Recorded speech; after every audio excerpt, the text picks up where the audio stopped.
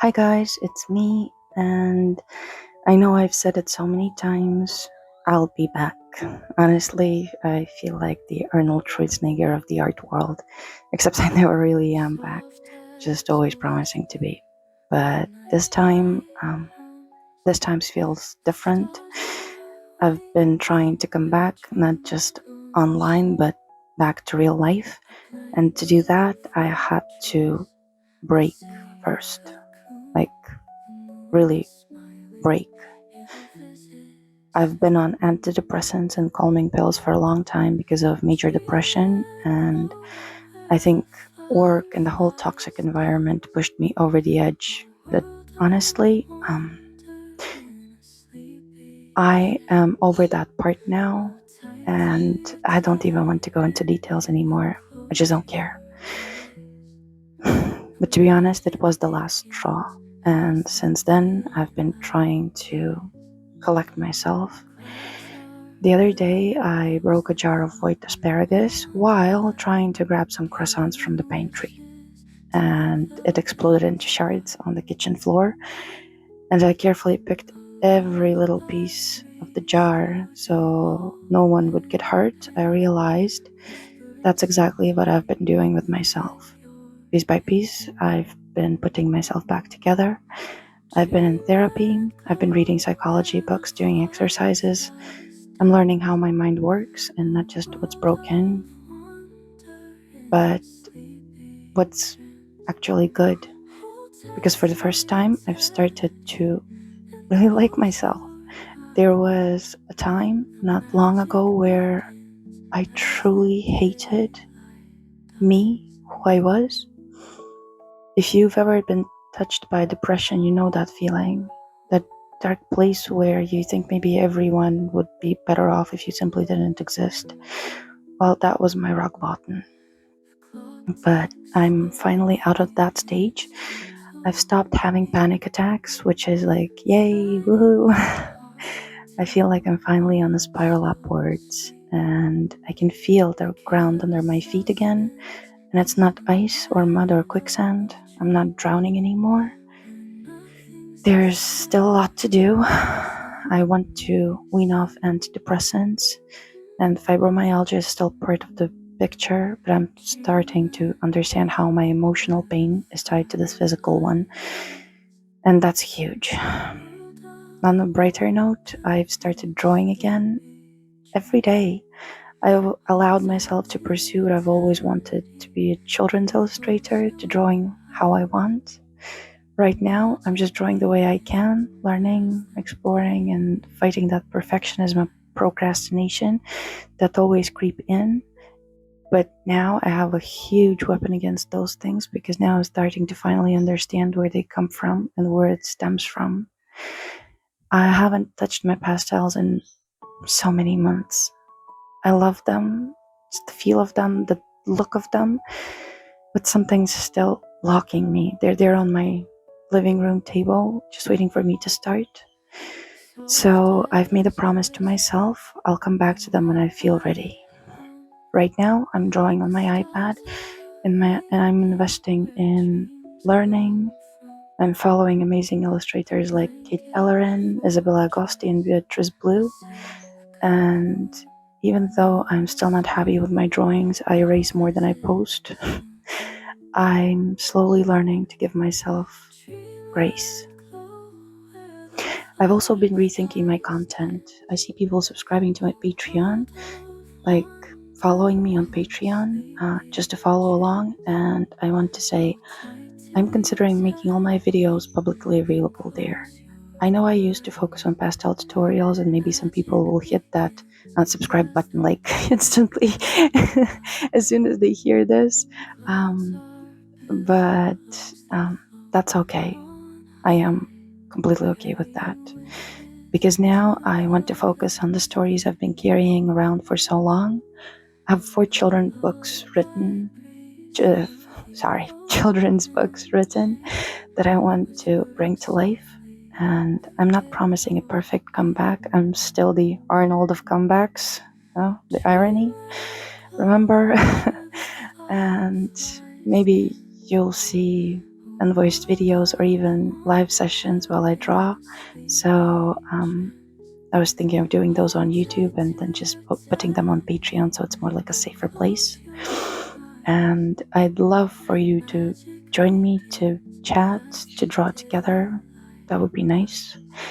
Even just to sit in a cozy, quiet corner of the internet and know someone's there. Another thing is that Ellie has gone to Italy 2 days ago and to stay there with her father's family, and I suddenly have more time. I decided to invest it in drawing because it's the one thing that helps me shut out the bad thoughts. Yesterday, for the first time in a long time, I went out just to buy myself a pastry. Before, it was the necessity to go out to pick up my daughter from school because there was no one who could do that. But yesterday was the first time I went out for myself. And yeah, I was craving that pastry. And it's a small thing, but it mattered. I used to go to the shops with Ellie, as I said, and she loves those big American style cookies, with the chocolate chips inside them. I bought one of them for her, even though I don't particularly like them. They're like mega sweet. Just because I realized how much I truly miss her, way more than I've let myself feel. And I've been discovering little things that help me too, like nail polish. So I've always bitten and scratched at my nails from anxiety, but now I've learned that if I keep them painted, it just stops me. It's like a little mental shield. The polish reminds me not to pick, and it works. My hands are finally healing, so I keep it painted at all times, just to have hands in a decent condition, because all my life that was something that I struggled with. Also, it's been ridiculously hot here lately. We went from 25 degrees in May to 40 in a blink, literally. It's Celsius. I'm in Europe, in Spain, so it's very hot. In the first week of this heat wave, I thought, that's it, I'm done. I'm melting like the witch from the land of Oz. I'm melting.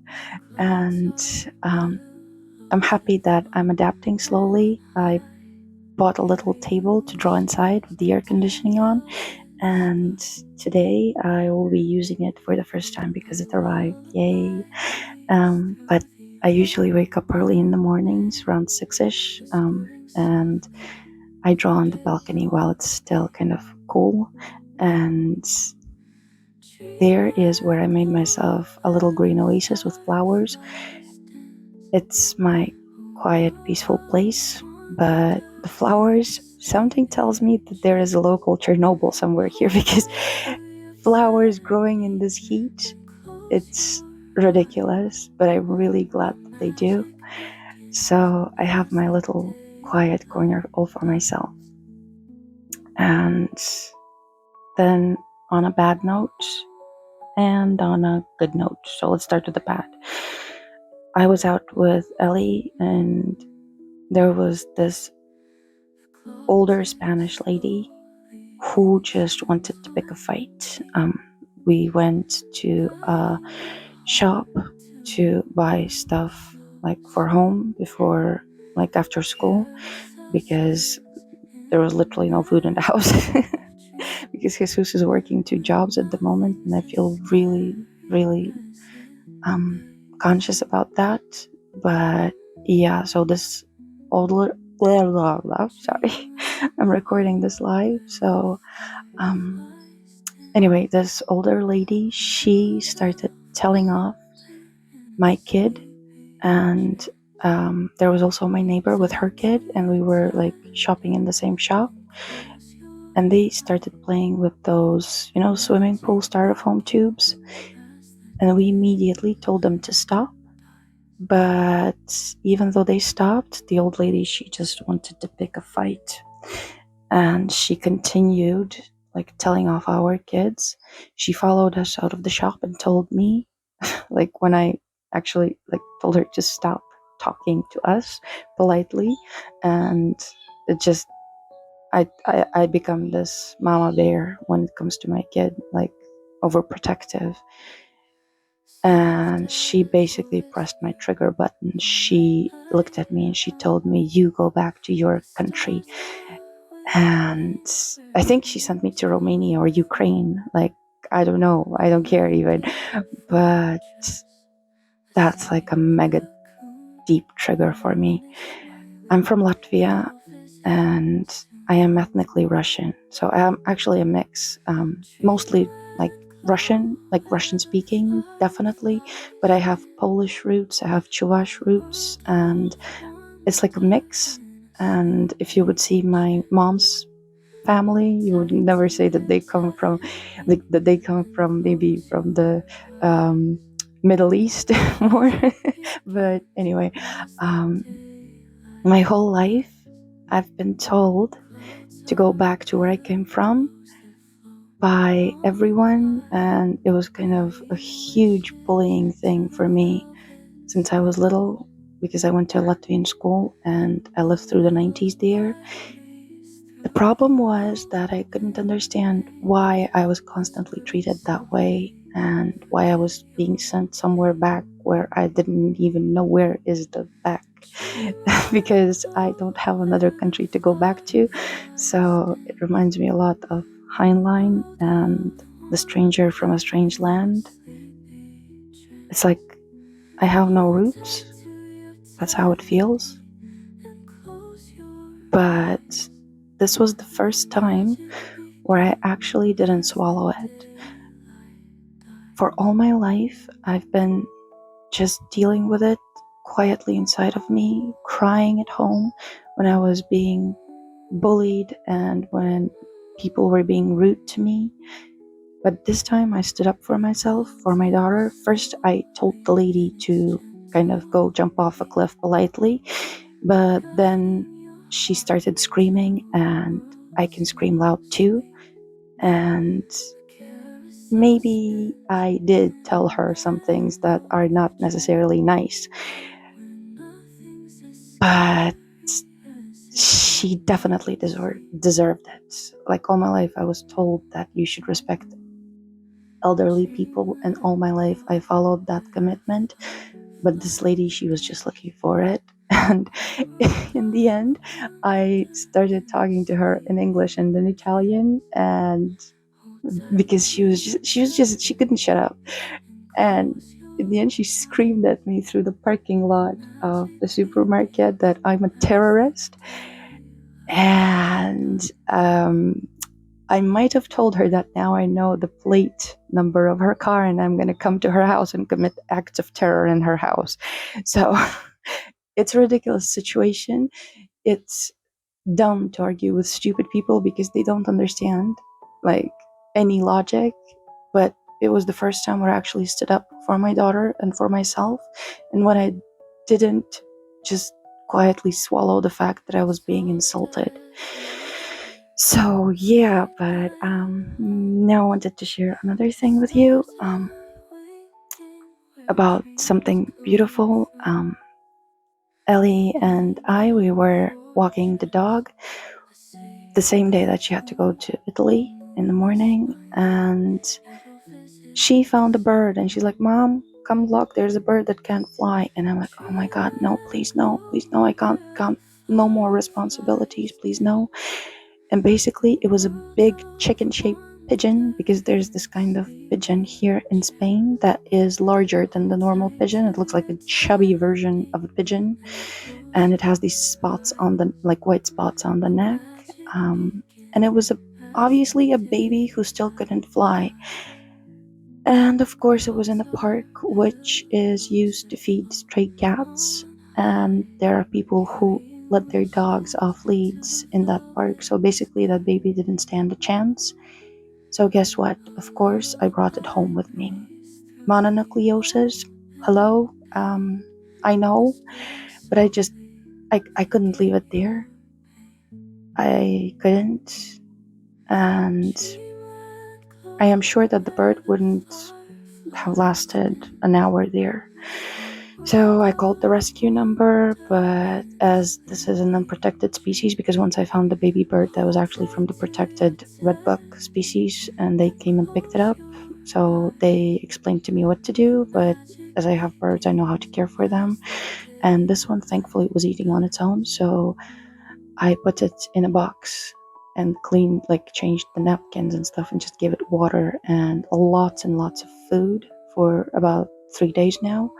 And um, it was eating, I think, 3 times the amount of what all of my 3 birds are eating in a day. So that was crazy.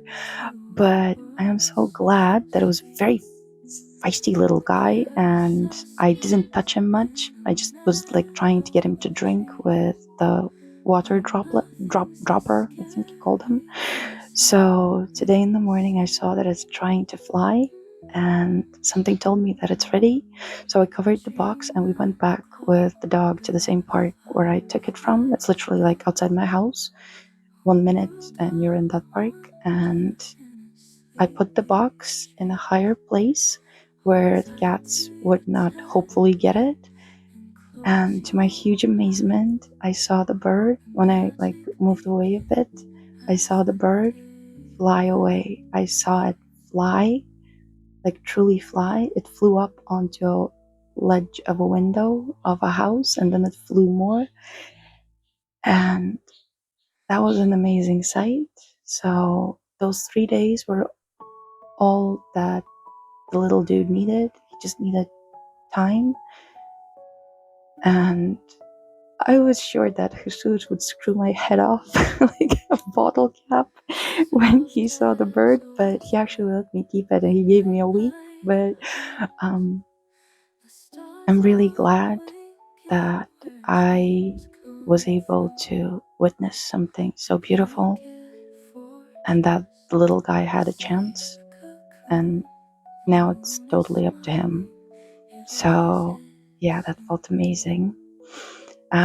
Also, I've decided to start doing live sessions when I'm drawing. I kind of switched that note very quickly here.